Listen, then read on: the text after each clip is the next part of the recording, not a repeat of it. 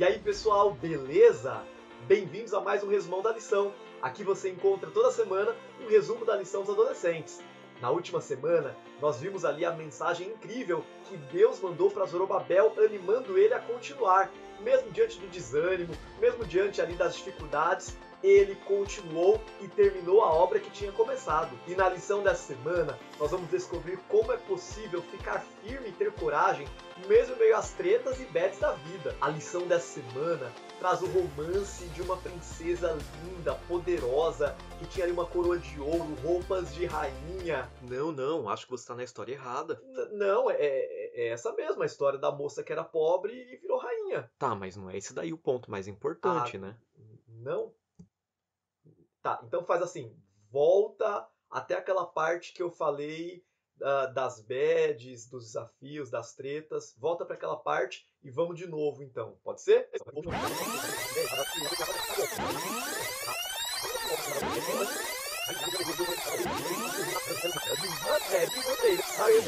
Mesmo meio às tretas e bads da vida. A lição dessa semana traz uma história de coragem. Essa história começa com uma família que não pensava duas vezes antes de fazer o que era certo, ainda que isso saísse muito caro para eles. Na real, tem horas na nossa vida que as coisas não estão fáceis e a gente pensa mesmo em desistir, não é verdade? É verdade. A gente já falou semana passada que a vida não é fácil para ninguém, mas tem hora que é muito difícil fazer a escolha certa. Essa história, cheia de fé e coragem, começa com um homem chamado Amã. Ele era um alto oficial do rei, um importante oficial do rei, mas ele era também muito arrogante e soberbo. Sabe aquela pessoa que acha que o mundo gira em torno dela e que faz questão de pisar nos outros só para se sentir melhor? Esse era Amã. O orgulho subiu tanto para a cabeça de Amã que ele começou a querer ser adorado. Por onde ele passava, ele achava que merecia que as pessoas se ajoelhassem para adorar ele. Que viagem é essa, velho? Mas naquela cidade existia um homem chamado Mardoqueu. Mardoqueu era um homem fiel a Deus. Ele amava a Deus e obedecia a seus mandamentos. Mardoqueu sabia que não poderia adorar ninguém a não ser Deus. Ele sabia também que Amã era muito poderoso.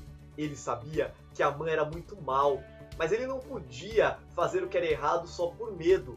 Ele ia obedecer a Deus mesmo que tivesse consequências. E teve. Claro que não demorou muito para geral perceber que Mardoqueu não se ajoelhava quando Amã passava.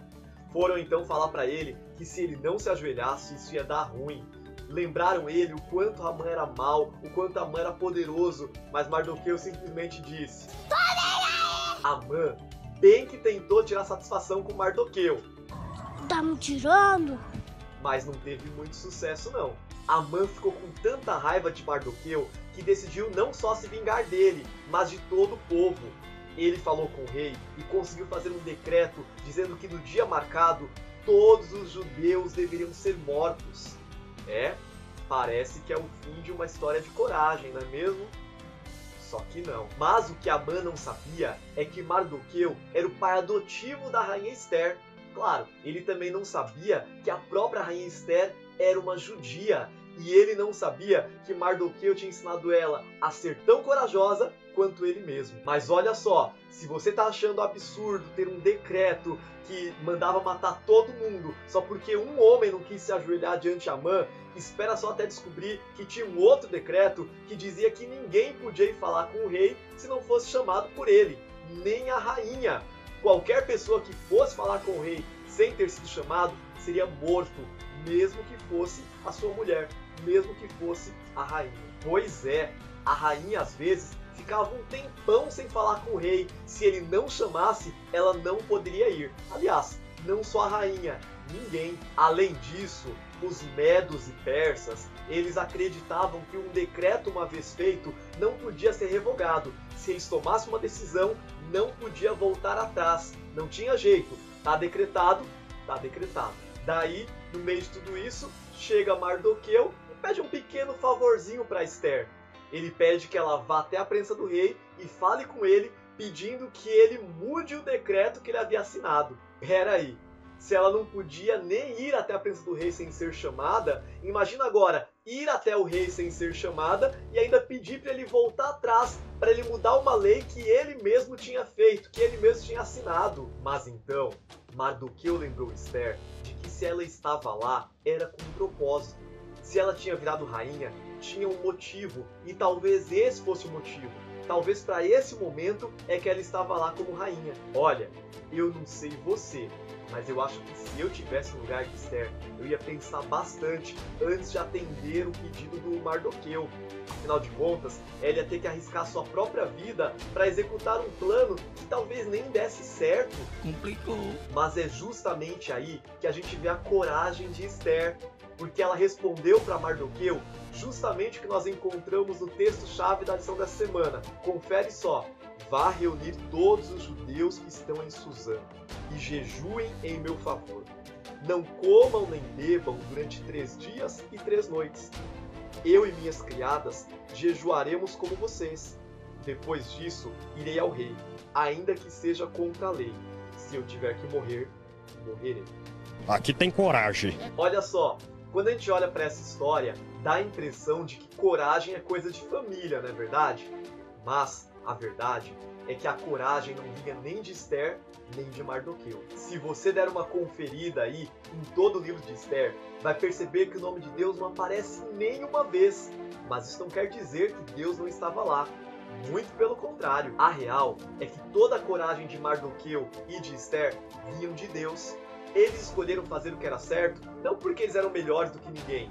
Eles escolheram fazer o que era certo porque eles confiaram em Deus. Mardoqueu não confiava no fato de ter criado a rainha. Esther não confiava no fato de ser rainha.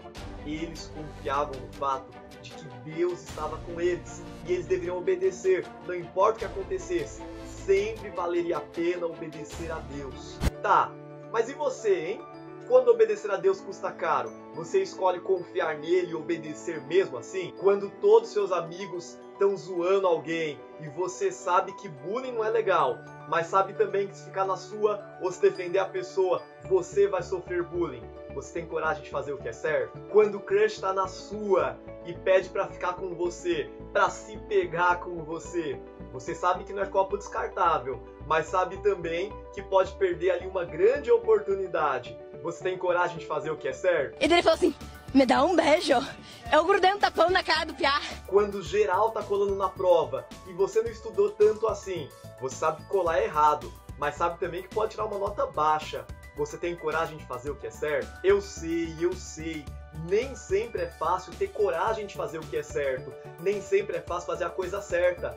Mas quando eu olho para a história de Mardoqueu, quando eu olho para a história de Esther, eu percebo que sempre vale a pena fazer o que é certo, mesmo que não seja fácil. Não importa se é fácil ou difícil, o que importa é fazer o que é certo. E aí, encontrou mais pontos importantes na lição dessa semana que eu não comentei aqui? Estudou, mas com algum ponto que você não entendeu? Comenta aqui embaixo. Ah, aproveite também e manda esse vídeo para aquele amigo ou amiga que também precisa ouvir isso.